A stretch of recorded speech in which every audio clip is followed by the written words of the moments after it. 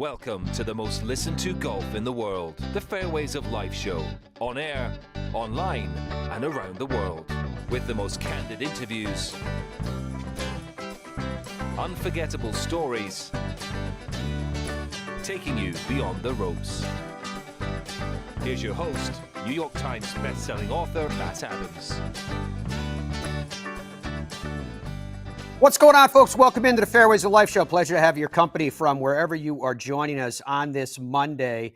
So I was up at NBC for the last few weeks. I've been hosting the pregame and postgame show and have been working with Tripp Isenhour, who is an absolute classic. And so we figured, what the heck, let's just keep the party rolling. So he's going to be joining us in a little while on the show. And I want to talk to him about a number of different things. Yeah, I do want to talk to him about that victory, a breakthrough victory, such as it was for Taylor Pendrith, and the way that it went down with Ben Coles having trouble on that final hole, the par 5, 18th at the CJ Cup, Byron Nelson. But what's it like with breakthrough? How much does it change things? You're going to be hearing from Taylor coming up in just a couple of minutes here in the show, where he said, you know, obviously it's going to change things for me, paraphrasing professionally, but it's not going to change things at home. His wife, Meg, ran out to see him. His little boy, whose name is Hayes, who's about, I guess, a year and a half. He's a little less than a year and a half old, was out there with his dad, too, and it was really cute. He had the little baseball hat on. So we're going to talk about that some today. When I have Tripp on the show, there's really no area that I don't want to pick his brain. I want to talk to him about this week, another signature event. Scottie Scheffler's not playing, and he's not playing because he and his wife are waiting for their first child. So what does it mean, and how much does that open things up? And how much do we look at an event the week before a major and use it as our litmus test to see who we think is going to be playing well, which kind of leads me to Brooks Koepka won this past weekend. And he had some incredibly interesting comments to make about what it means, you know, playing for something, to use the phrase that he put in it. And when he was on the PGA Tour, he kind of had this attitude of, I just have trouble getting up for the regular events. And it was kind of the same way. He alluded to the same thing with the LIV events. So when you hear him say, and you'll see the graphic in a little bit here on the show, when you hear him say that he was embarrassed by what he did at the Masters, his word, embarrassed by what I did at the Masters. When you hear him say that and how it relates to commitment this go round, and consider this, there are only 3 players currently that have 4 or more wins at the PGA Championship: Walter Hagen, Jack Nicklaus, and Tiger Woods, right? Brooks is sitting on the threshold of that if he were to break through and defend. Just let that settle into your mind for a second, the kind of company that he's starting to push towards. He's a 5-time major champion. So, and it's going to put him in the company of the likes of Phil Mickelson and Nick Faldo, et cetera, put him one away from Arnold Palmer. I mean, all of a sudden you start to hear it in terms of the weight of history and start to go, wow, this is something. Nelly Korda is playing this week. She's won 5 straight. Again, talking about history that's right here in front of our nose, that's happening right now this season. There's some incredible things happening. And obviously it always stands in contrast at the moment to what's going on with the game at its highest tiers in terms of the game trying to sort itself out. Who's going to play against whom, when, and where. Yet that professional game, the same professional game that is being impacted by those fields, being impacted by, you know, people have grown tired of discussions about money and rights and playing and et cetera, and contracts and all that. That's just the nature of who we are as sports fans, right? I mean, when did you not become numb to the salaries being made at the top tier of the NFL or Major League Baseball or the NBA? I could go on, right? You hear, you go, yeah, they get paid a lot. I get it. You know, that's the way it goes. I said this to you guys last week when we were on the air. Taylor Swift made what, 10 million a show? Right, $10 million a show. I don't know how many shows they do in a year, but you've got to figure it's got to be at least minimum 30 when you do a tour, right? Probably more, but minimum 30. So you do the math, it's like, is 300 million outright? You know what I mean? When that instinct kicks in, and people do it all the time, in sports in particular, they do it all the time. They go, oh, that's too much. That's getting paid too much. And that's kind of how the conversation has started to shift in golf to saying, well, this isn't about getting what you deserve. This is about greed. Well, if it's about greed, then obviously greed has infected every sport, right? Or is it about players who are entertainers getting paid because whoever pays them sees that what they pay them will come back to them in an ROI somewhere else? And there's a lot of somewhere else. It can be measured by television revenue that they generate, obviously audiences that they generate, merchandise sales, selling out season tickets, et cetera, et cetera. So I'd like to believe that for most of professional sports, I'm not convinced of it in professional golf yet with the way things are going, but it's at the building stages, right? But in most of professional sports, the amount of money that an athlete makes, he or she's only getting paid that sum of money because whoever's paying them sees a pathway to profits above that, or else they wouldn't be in existence, right? It wouldn't exist. These franchises now are selling for billions of dollars in top tier sports. Quite remarkable. So you heard me mention Jack Nicklaus in the context of the threshold that Brooks Koepka is sitting on. And we're going to talk more about Brooks in a little bit here in the show, as well as Taylor and all that. This past weekend, look at that shot. The Gary Player sent that out on his social media platform. I think that was on X, former Twitter. But look at this. Is from this last weekend. Tom Watson, Lee Trevino, I'm going from the right. Jack Nicklaus, Annika. That looks like Andy North in the back. Nancy Lopez, Gary Player, Dave Stockton. Is that Bill Rogers in the back? Larry Nelson, Hale Irwin. There were 16 all-time legends. I saw Pat Bradley was there. Julie Inkster was there. Tony Jacklin was there. I may have named everybody now. If not, we're very close. But they were at the Insperity this past weekend. Now, they were dodging weather in Houston all week. But at one point, Saturday, if memory serves me, Tripp could correct me on it, we did a highlight from in this group of legends. They played a scramble format. And we did a highlight and showed shots from Gary Player, Annika. So great with so many of these legends. I could use first names. You know exactly what I'm talking about. Annika, Jack, Tom, Hale. Oh, Tom Kite I saw there too. Speaking of more legends that I saw in that mix. So we actually did a highlight of Jack Nicklaus hitting a shot. It was an approach shot in a par 5.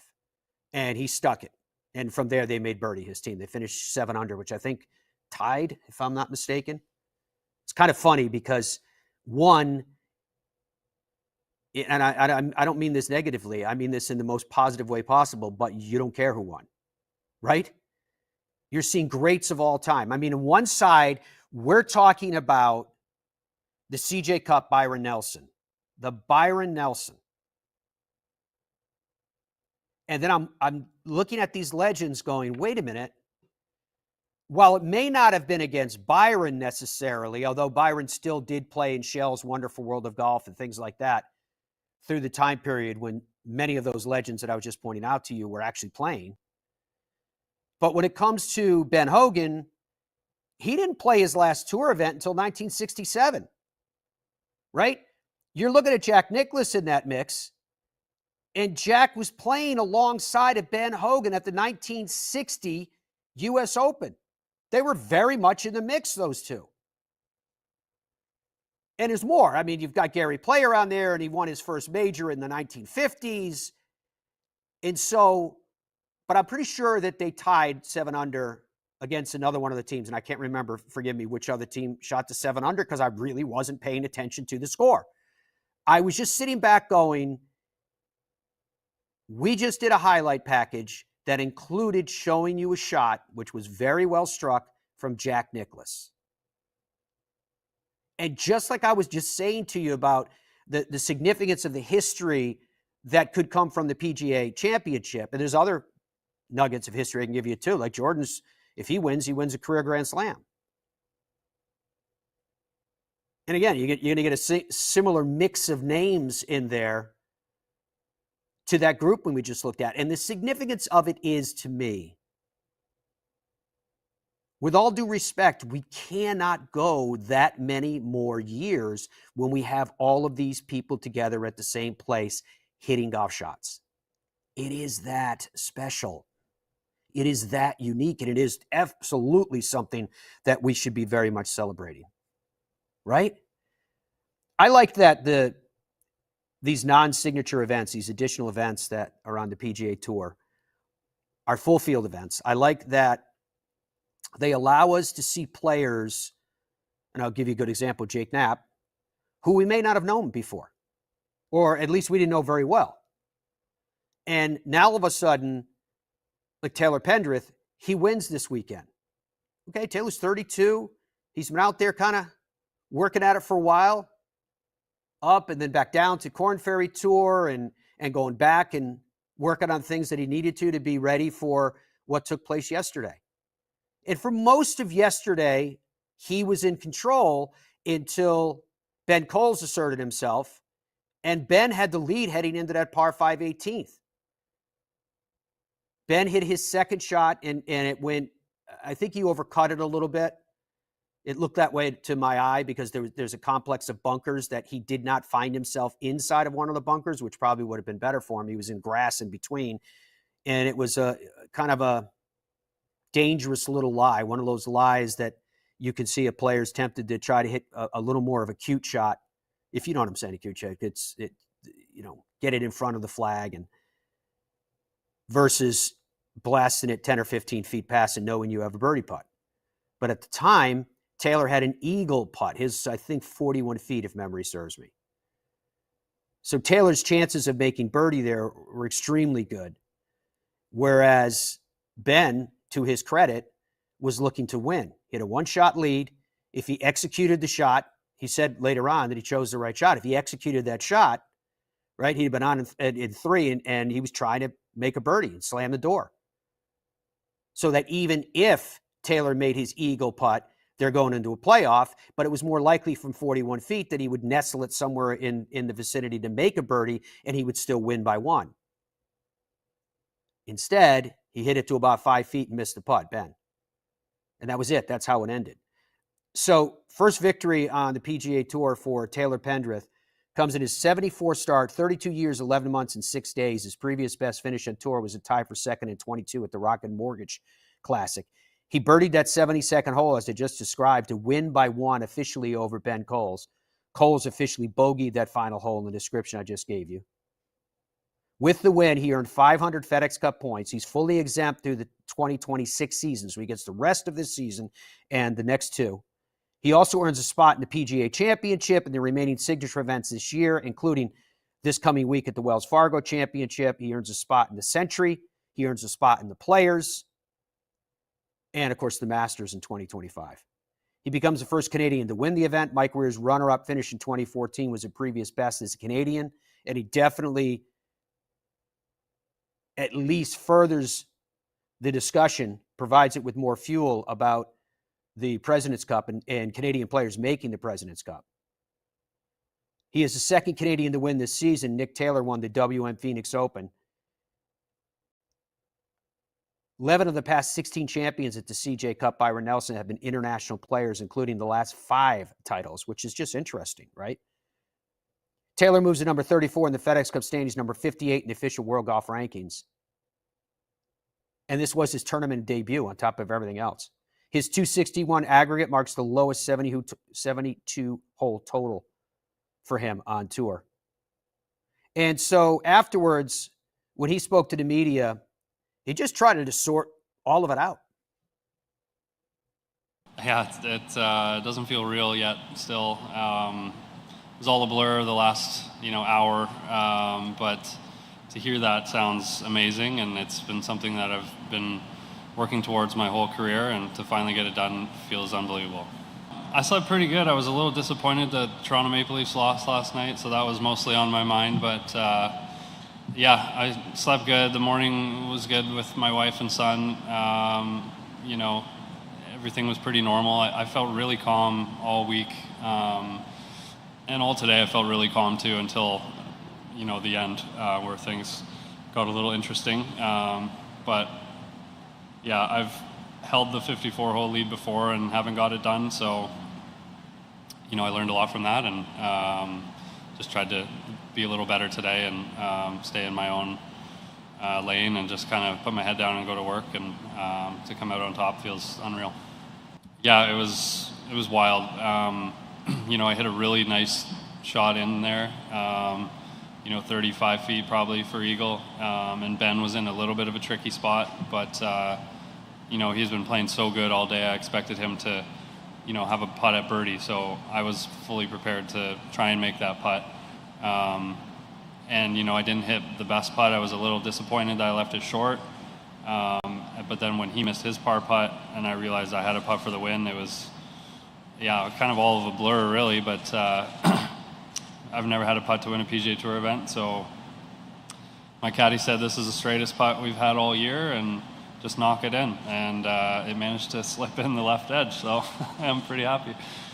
Yeah, I had a long time before I hit that eagle putt. By the time I marked the ball to the time I hit the putt was a few minutes for sure, and I wasn't really trying to pay attention to what they were doing, although it really mattered obviously, but I was just focused on trying to hit a good putt, put good speed on it. If it doesn't go in, go tap it in, and then put the pressure back on Ben. And I left myself a little bit more than I wanted to, but it was a pretty simple putt. But it's I feel for Ben. He played really good, really good today, especially down the stretch, birdieing 16, 17. And I've been on the other side of it a couple times, and it sucks, but it's golf. It's a hard game, and obviously I'm thrilled to birdie the last and get it done, but feel for him. Yeah, I feel like in the last few months my mental game hasn't been great.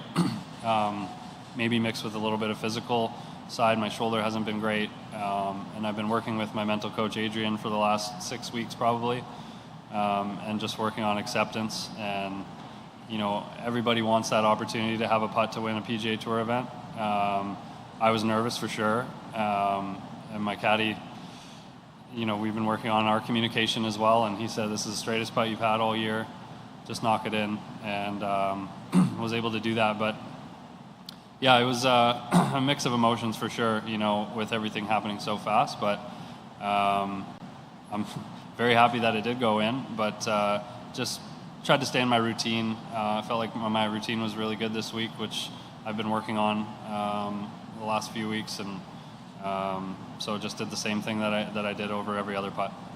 Thank you. One other question. After Ben made the putt on 17, did you have to give yourself a little talk walking to the 18th tee?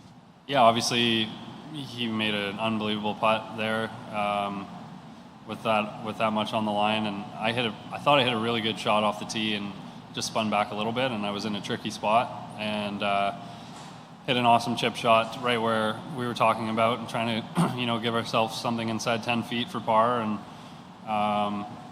I wasn't expecting him to make that, I guess, but he did, and so I knew that I needed to make that putt to have some sort of chance on the last, and hit a nice putt, and it just slipped in at the end, so that was a huge save, and ultimately is why I'm sitting here.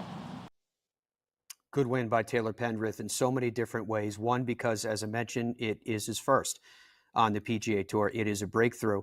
But I was so impressed with, to use his term, his word, he said he was calm all week. I was asking Tripp about it on our post-game show last night or the night before, and I was talking about, geez, just his emotions just seemed to be so well in control. But he said it got a little tough there at the end when the pressure was really ratcheted up. And he and Ben Coles were both battling out to see who would win their first PGA Tour title, and they weren't the only ones. Alex Noren was in the mix. There were others too. So there's a lot of people looking to bust through that door. Taylor Pendrith did. And when you look at him from the standpoint of, how he's built physically, but to me, that mindset that he has now, it just seems to me like there's much more in the offing from Taylor Pendrith. In all things considered, do you agree with something like that? So as I mentioned, Tripp's coming up in just a couple minutes, and Dom's in my headset, and he goes, "Hey, Tripp just said as a video." I'm like, "Oh, okay." And I said, "What is it?" He goes, "I don't know." Dom says, "I don't know. Let's just play it." Okay. So here's the video. This is what we do. You come on the show and you send me random videos. We play it blindly before we have you on. Here's the video that was sent to us by Tripp. We'll find out what it's all about. Some fantastic shots down the stretch on those last couple of holes. How were you able, with all that was on the line, how were you able to lock in on those moments and pull off those shots? Obviously, my mind kept wanting to go to 18. It was such a long day. I felt like we were out there. Well, I've been up since 4 a.m., so it has been a long day. But as I have to give props to Jason because he's the one that kept me in it. He's the one that kept telling me a shot at a time. Don't get ahead of yourself. Stick to what's in front of you and work on that. You're right that it's very difficult to play golf and not think about what you're shooting, okay? Because anybody can do that. The players who get really good learn to get lost in the present moment and take it one shot at a time.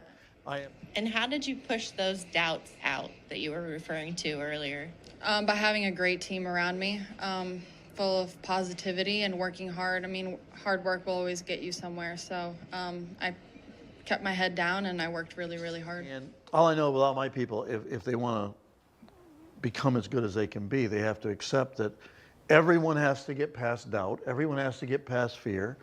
Everyone has to make some type of commitment to really getting good with the short game.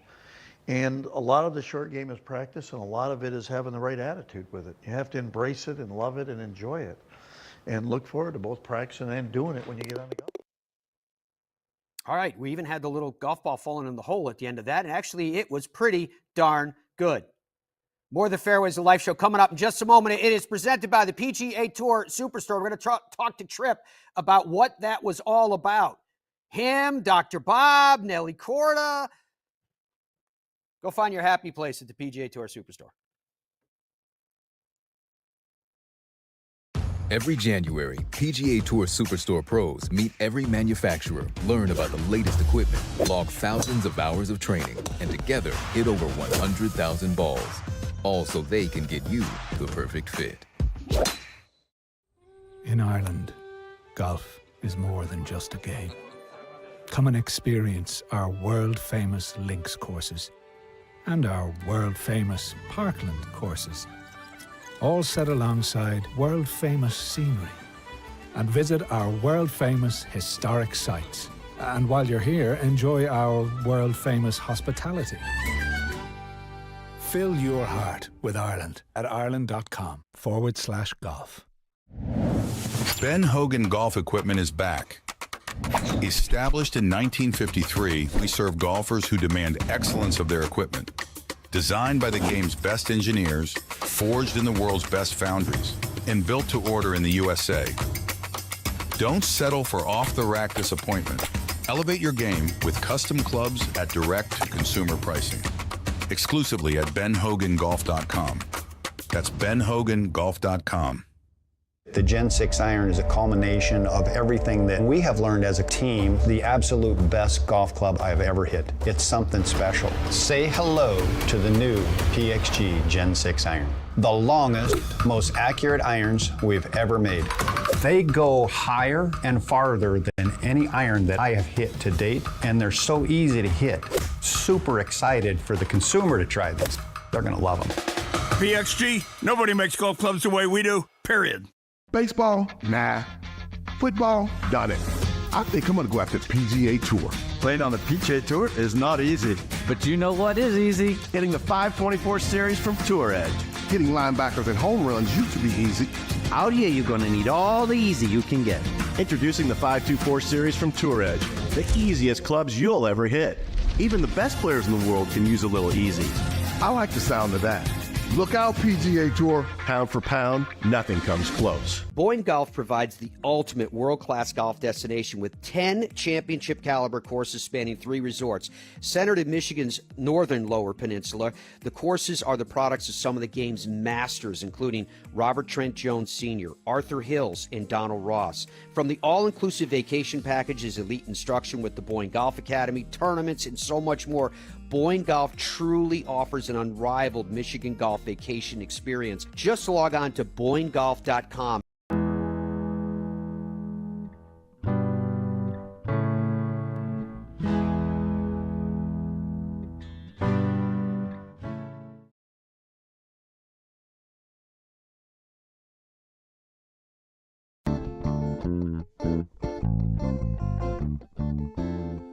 Welcome back to the Fairways of Life show. Our guest is Tripp Isenhour. He's won 6 times amongst the professional ranks.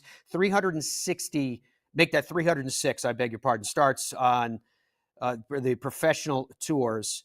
He has his own gig that he's got going on now. New Gap Golf, personalized golf development program that we had a chance to talk to him about last time, and I'll make sure that we talk to him about it. I'm particularly interested in how it's going with him after we featured it on this show, and are people reacting, and is he happy about all that? But where I want to start with Tripp, what's going on? We've been together for 2 weeks, folks. We've been doing shows nonstop. So our hellos, how you doing, can be short. So yeah, Tripp, here's my question: the Aon Swing 5 and the Aon Next 10, right?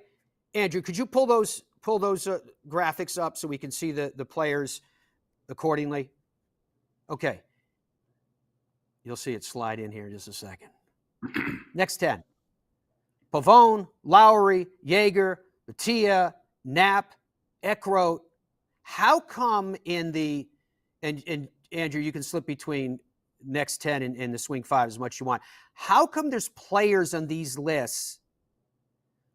These lists are additional entryways into signature events, right, for the guys that are grinding it out. But why would you have players on the list that are exempt if those players, they're already exempt to me because they've won, taking up the spot of someone that would otherwise, shouldn't it be the next 10 are players, here's the next 10 from players that are not otherwise already exempt? What's going on here?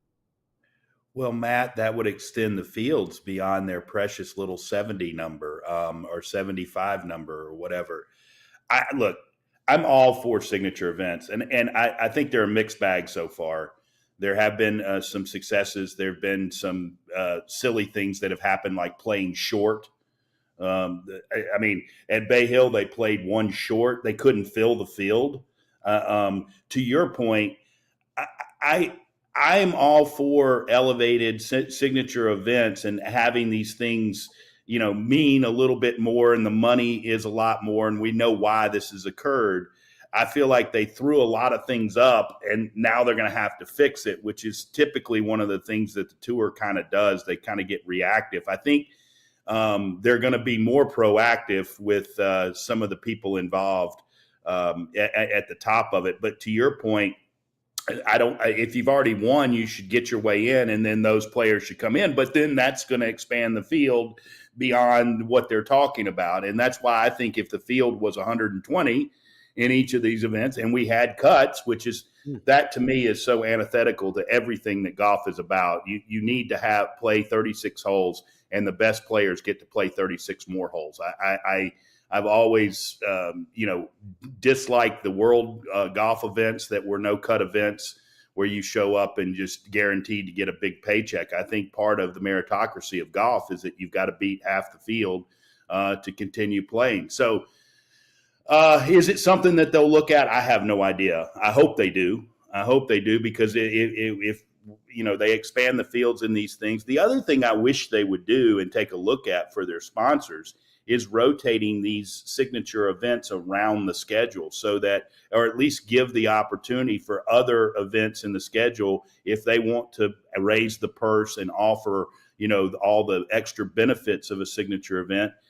You could move the schedule around and at least reward your longtime loyal sponsors that have been there. Say a John Deere, for example, you might have to move the tournament from its date, but at least give John Deere the opportunity. John Deere may not take it, for example, but I think it would be wise to at least offer that. So that's my opinion on the signature events, but you bring up a good point. The Billy Horschel who won in the Dominican Republic, he's in this week at Wells Fargo. Great for him, but he should be in anyway from winning. Same thing with Taylor Pendrith.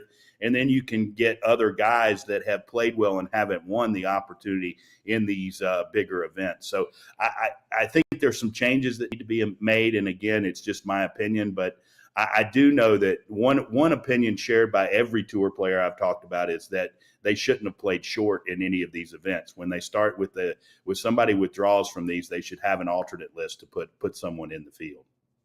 Yeah, I mean, and I realize that you and I are golf junkies with all this stuff, but the non-signature events, for me, have been incredibly entertaining. Yeah. The fact that Taylor Pendrith broke through yesterday and he was battling with Ben Coles, the fact that, like I said, Alex Norn was in the mix, Aaron Rye was in the mix, a lot of players who this would have been a life-changing breakthrough victory.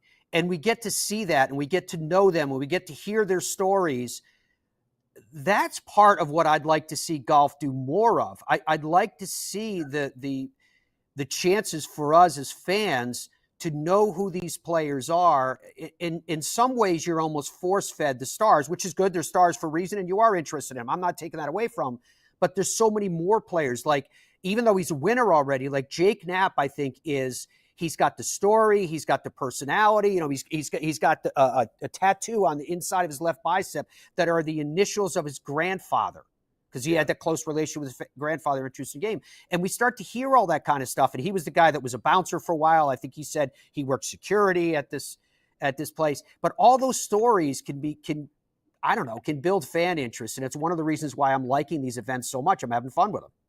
Yeah, absolutely. And you think about the David versus Goliath stories. I mean, the fans love to see somebody that it doesn't really seem to have any chance going up against, a Tiger Woods, a Rich Beam going up against a Tiger Woods, a Wai Yang going up against a Tiger. Those are the great stories, and we still talk about them. I mean, we could talk about Rich Beam, and that was 23 years ago. So, I mean, these are the things the stories that are great. And yes, the stars are always there, and they're going to be there anyway because they're better than everybody else. That's why they're stars. And that's why I don't think you need to guarantee that they're going to play 4 rounds, because they're pretty much going to play 4 rounds anyway. And they're pretty much going to be on the leaderboard because they are the best in the world.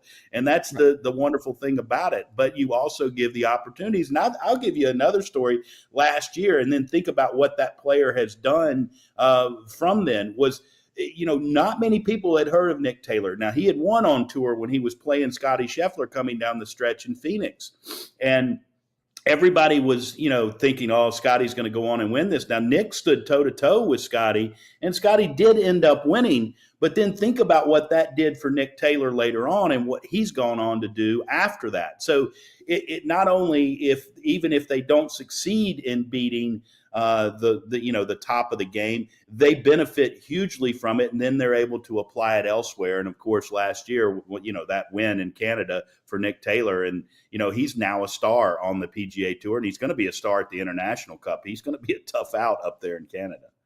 Oh, no doubt. And so much is happening in the game of golf. There's a lot of people talk about ratings and fan engagement, et cetera.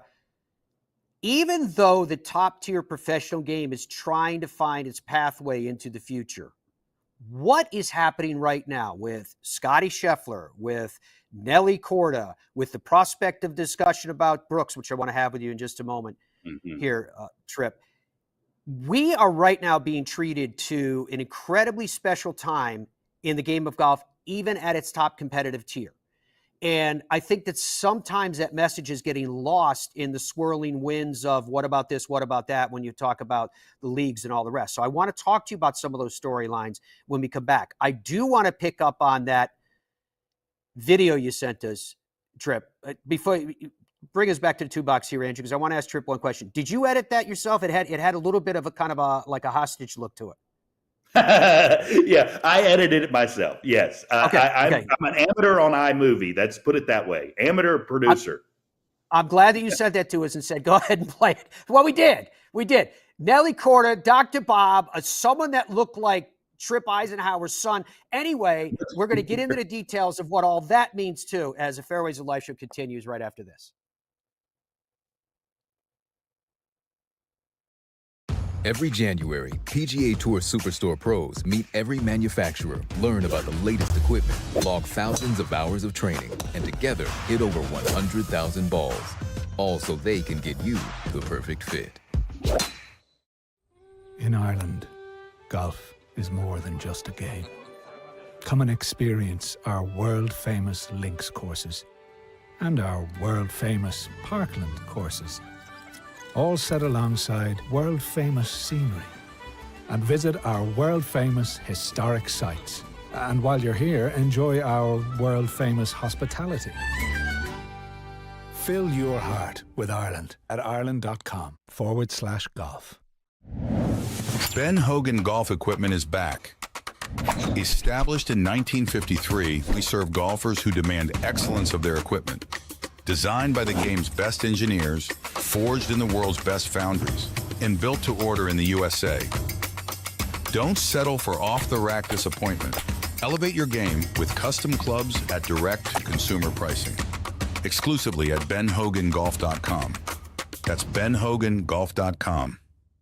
The Gen 6 iron is a culmination of everything that we have learned as a team, the absolute best golf club I've ever hit. It's something special. Say hello to the new PXG Gen 6 iron. The longest, most accurate irons we've ever made.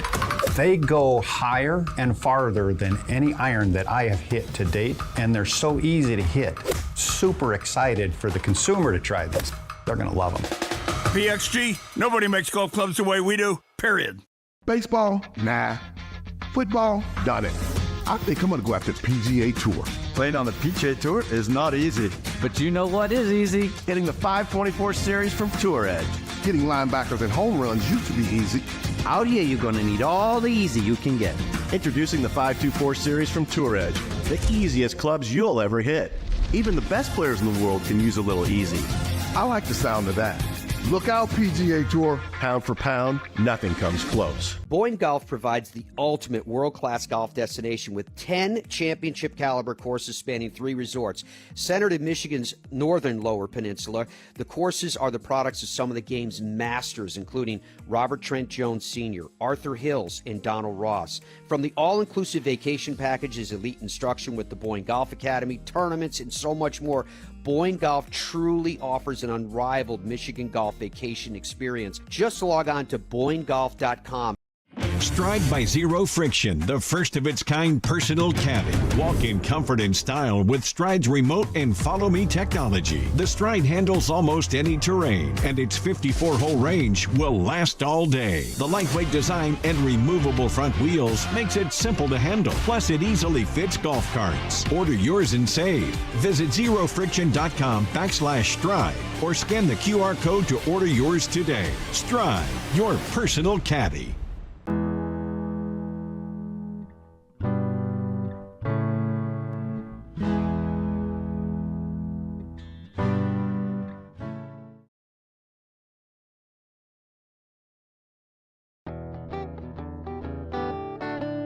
Welcome back to the Fairways of Life show. My buddy Tripp Isenhour is our guest today. So, Dom, what did you do for the question of the day today? Today's question of the day is sort of coming off Brooks Koepka winning on the LIV Tour. Andrew, put the leaderboards up if you can, just so we can get some airtime on that stuff, just so people can see exactly how it unfolded. Is who should be the favorite at the PGA Championship now? Brooks Koepka, right? Obvious option. Scotty Scheffler, obvious option. Rory McIlroy or someone else, or as Tripp put it in the break, the field. Right now, 48% of you are saying Scottie Scheffler, and 41% of you, it's been moving around just even as we're talking, are saying Brooks Koepka. Now, 49 and 40 now. So 49% Scottie, and it's changing as I'm talking. I am surprised that Brooks Koepka has such a high percentage. Are you? No, he should. But wait a minute, give me Rory and other too before we. Rory is coming in at a solid 2% right now. 2%, got and it. The field and or someone else, as it's listed on my options, is at 9%. 9%. Okay, that makes sense. Yeah, no, I'm not surprised that Brooks is in there at all. Hey, is that your new headset you got today finally, Dom, that you've been complaining to us about for months? I mean, I couldn't find anything that gave me hair, but this will have to do. It's got a little bit of a Princess Leia look to it on that one side. I'm glad I can amuse you. Just another Monday. It's okay, Tom. Sorry. He's so easily offended. It's just unbelievable. I am not easily offended. It's difficult to offend me. Look, he's sitting there offended, telling me I'm not easily offended. All right. So, Tripp, the video that you sent in with Nelly, and then it cut to Dr. Bob and cut to you and guys. My son. Yeah. What was that? Why did you send that? First of all, I have to tell you, I love Nelly. I'm a huge fan of Nelly Korda. Oh. The fact that she could make even more history this week on top of all this other history we're talking about. But what I really like is when she gets into her press conference and she's tired. She starts. See, that's 30. That's 20 years ago. That's 20 years ago. You're doing all right. You're doing all right. I'm doing it. Yeah, I'm aging. I'm like Dom. I need something that gives me hair too. So I'm trying. You'll have to try to get one of his headsets. And so when Nelly starts to get tired, what I love is that she goes. Her voice starts to get a little bit valley girl. She's a little bit like, "Oh my God, it was so long a day. I was so tired out there. Yeah, I knew that I had to make this putt." But she's awesome, and what she's doing, she's playing this week, and she has a chance to go even deeper into the history books. But the piece that you sent to us, where Dr. Bob was talking about, you have to get past doubt, have to get past fear, you have to work on the short game. I mean, this stuff is kind of the Tripp Isenhour Bible. Oh, without question. I mean, look, I've known Doc and worked with him for 16 years, since I was 16 years old, and he's fantastic. And this was a series we did back in early 2000. Well, it was 2007, 2008. That some of that material I have, and I'm applying it to modern players, and it's timeless. And it's funny. I talked to Dr. Rotella about 3 or 4 weeks ago, and I said, "You've been saying the same thing for so long. Do you ever get tired of it?" And he's like, "Well, it's timeless because it's the game tends to sell long game. It tends to sell, and everybody thinks they can get better by buying a new driver or getting a lesson, and lessons do help. There's no question about it. Go to a PGA pro and get them to work on your golf swing. That will improve your game. But the vast improvement for most people can be applying these mental principles that the best players in the world do. And then for like some of the juniors or college players or professionals just trying to get going in the game, they need to work on these things even more, because it's what separates the greatest from the rest. And what Nelly is talking about there, I can play one from Scotty from the Masters that is basically him saying the same thing. They figure out a way to stay in a bubble, stay in the present. But if you think that these elite champions aren't scared and afraid and deal with all sorts of things trying to distract them, even when they're going about their winning streaks, you're being foolish, because they have to deal with the same things. They just deal with them quicker, and they deal with them better than most of the other people. So that's why I show those things, and it's little minute and a half clips that I've got, but I've got tons of those things just to illustrate that if you really want to get good in this game, you got to work on the short game, and you got to apply some of the mental principles to allow you to compete with some confidence and put yourself in that what we call the precious present, the ability to stay right there in the moment. And look, I think Nelly Korda is going to be right there again this week and touch history. She's already done it in so many wonderful different ways. She's won ugly, she's won pretty, she's absolutely on a tear. But the reason why she's on a tear is because of her mental state. And even what she said, even trying to win there at Chevron, it was Jason, her caddy, who had to pull her back and say, quit thinking ahead or quit doing this. Let's stay right here and get into our process on this next shot. And she was able to do that and, of course, win another major championship. GapGolfCoach.com is Tripp's website, GapGolfCoach.com, if you want to take advantage of his expertise as well. Now, talking about this mental mindset and the power that comes with that, we've seen it in players like, Jack Nicklaus, Tiger Woods over the years, and we've seen it from Brooks Koepka, an almost armored bravado that he carries with him. First of all, let's listen to this from Brooks after his most recent win. He's talking about getting ready for the PGA Championship. I want to get your reaction to it. And were you aware during the round itself kind of how some of the guys were kind of nipping at your heels? I don't know how much you were looking at the leaderboard, but you always seem to come up with the clutch par save or whatever just to maintain the lead. They never actually caught you. Yeah, I watch it all the time. To me, it doesn't make any difference. I'm still doing what I got to do or focusing on what I need to focus on. Look, if somebody goes out and beats me, and I have no problem with losing if I get flat out beat. That doesn't bug me. But like I said, just kind of using it for last-second prep for the PGA. Do you feel that you play better under pressure?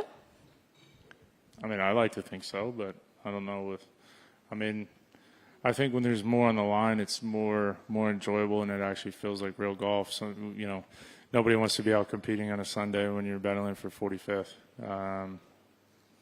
It's just kind of a go at everything and hope you shoot a low round. But being in contention kind of gets to be a little bit more fun, and I think what guys are used to. All right, so if he were to defend, amazing, right? If he's to defend next week, he'll join the company with 4 or more PGA championships of Walter Hagen, Jack Nicklaus, and Tiger Woods. I mean, just let that simmer for a second with what we're talking about. He said that he was embarrassed by the Masters, that he was embarrassed. He has to grind it out. So we're looking at a defender. There's his quotes from the save. I think the embarrassment of Augusta really kicked things into overdrive for me and really having to put my nose down and grind it a little bit harder and having to look at my team in the eye and apologize. I'm not looking to do that again.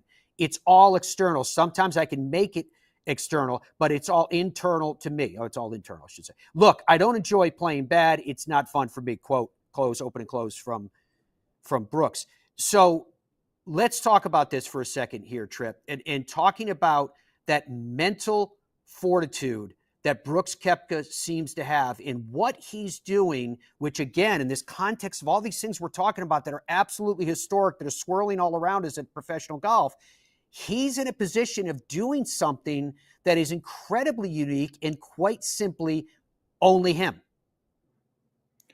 Well, look, I've gotten to see Brooks Koepka play up close in major championships. And the first time I saw it, I was like, oh my gosh, it's so easy to see why this guy plays well in the toughest championships. He plays incredibly conservative, correct golf. He is very patient. He understands that it's not about attacking and making birdies like a normal PGA Tour event.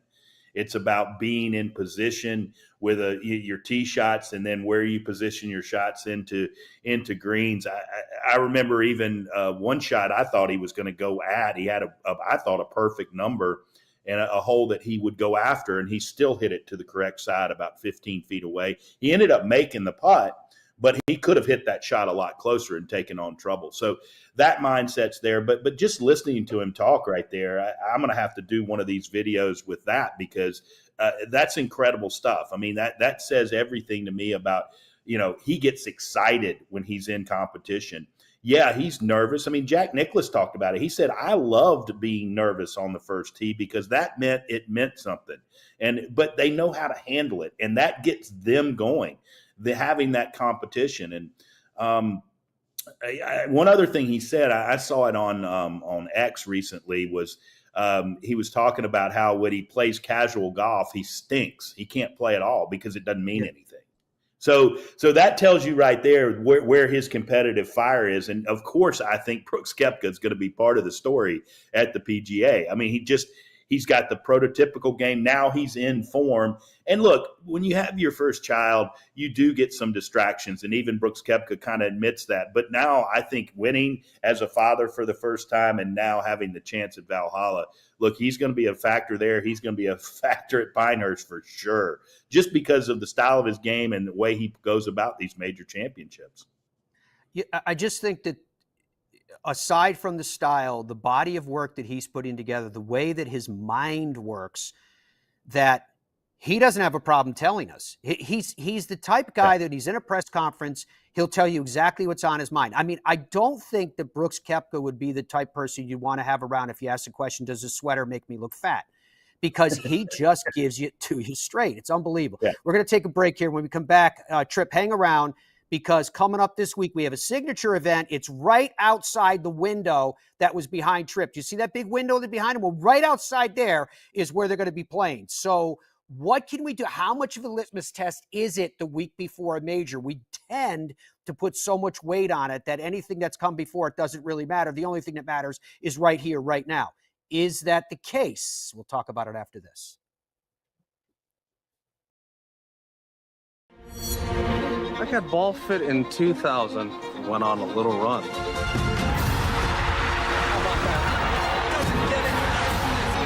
Then Bridgestone fit me again, and I went on another run.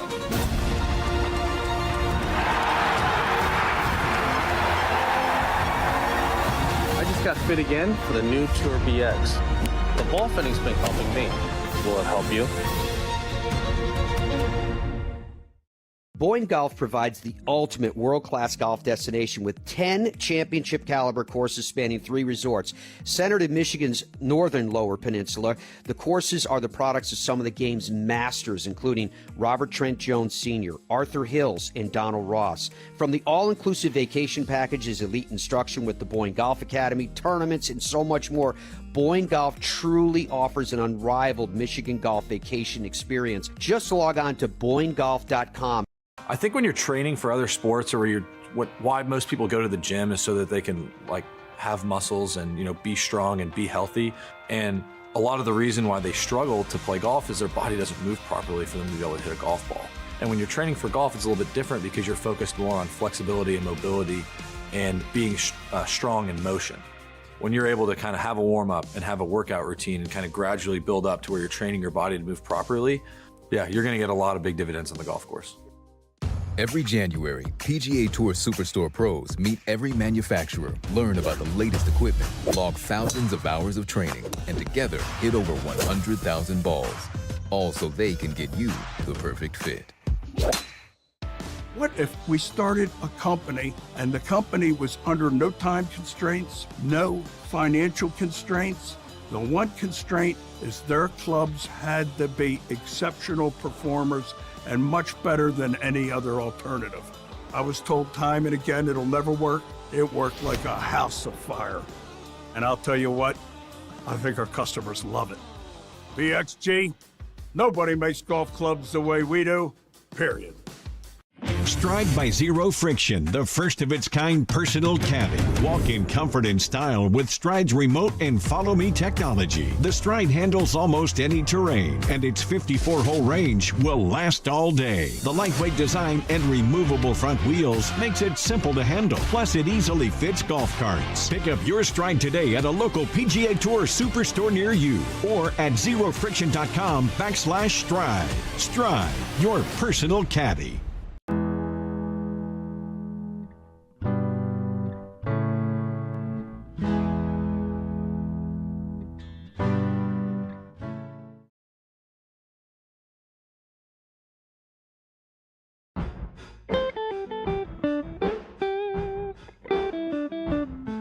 I have an update. Question of the day: who should be the favorite at the PGA Championship? Yeah. Scotty Scheffler's at 50%. Brooks Koepka's at 40%. I love golf. We're so close to another major. I'm still trying to figure out why those numbers surprise you at all. They're not surprising me. Tripp Isenhour is our guest. Check out his site, gapgolfcoach.com. So, Tripp, I was saying when we had the wide shot of you, the picture window behind you, if I'm not mistaken, is looking down on Quail Hollow, correct? And how much is it fair, just a couple of minutes we have left here, how much is it fair for us to use this week and go, whatever happens this week, form matters that much heading into a major? Of course it does. Finding form before a major is always key. And I mean, you've got a major golf course. This golf course is absolutely in pristine condition. It looks like Augusta. I know nothing compares to Augusta, but this is a close comparison for sure. I mean, this week's going to be a tough test. It's a great field. Rory could be finding some form. If that happens, we could have a fantastic PGA because Scotty in form, Brooks in form, and then throw in Rory. And those would be the three headlines. And oh, by the way, maybe a resurgent John Rahm. Who knows? He can show up anytime and play well. Yeah, Valhalla is not exactly similar to Quail Hollow, but it will be interesting. I haven't even looked. I don't know if you have. I haven't looked at the long-term weather forecast for that week to see how it goes. But I do think back to when Rory won there, and he was aggressive, and the way he came through 18, and the way that you could see the lightning bolts off in the distance. To your point, if that Rory McIlroy has been found again, and what are we going on in body of evidence? Because his season, by his standards, been kind of but he did win in Zurich, and you look at it and go, wait a minute, that's a team competition. Rory, and this is by Shane. Shane said he carried me. So we're almost out of time here, Tripp. Thank you very much for joining us. It's always a pleasure. Buddy. Really had fun this whole last couple of weeks working with you too. Looking forward to it down the road. Folks, thank you so much for your company as well. As ever, we're going to be with you throughout the course of the week. Big guests coming up in tomorrow's show too. Bye for now.